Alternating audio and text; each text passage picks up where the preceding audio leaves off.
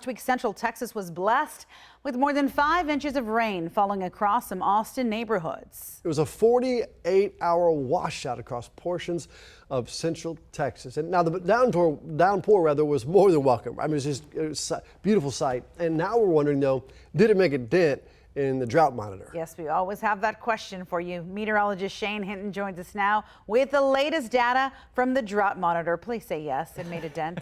It made some small impacts, you guys. Now, I know many people were probably staring at last week's drought monitor and saying, why didn't we see any changes? In fact, it worsened whenever the last drought monitor was released. But that's because the data is pulled to the beginning of each week. So this was actually stopped at Tuesday's rainfall from the previous week. So this is actually factoring in Thursday and Friday's rainfall all the way through Tuesday of this week. And we did see some improvements, especially as you made your way out toward the hill country. Now keep in mind, I know everyone out in the hill country is like, Shane, what are you talking about? Gillespie and Blanco counties are still majority in exceptional drought. However, it's worth noting that we had portions of Hays County really drop out of exceptional drought. Now let's take a look at what we're going to be monitoring throughout the entire state. So this is the entire state drought monitor that we're talking about here.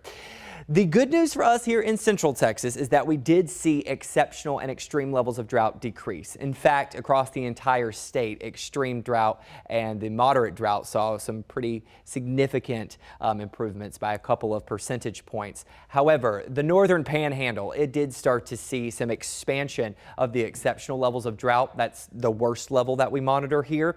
And it is worth noting that the previous week, only about 19% of the state was either not abnormally dry or in a level of drought. This week we increased, which is good news for the levels that are out of it. 22% of the state is no longer abnormally dry or in drought.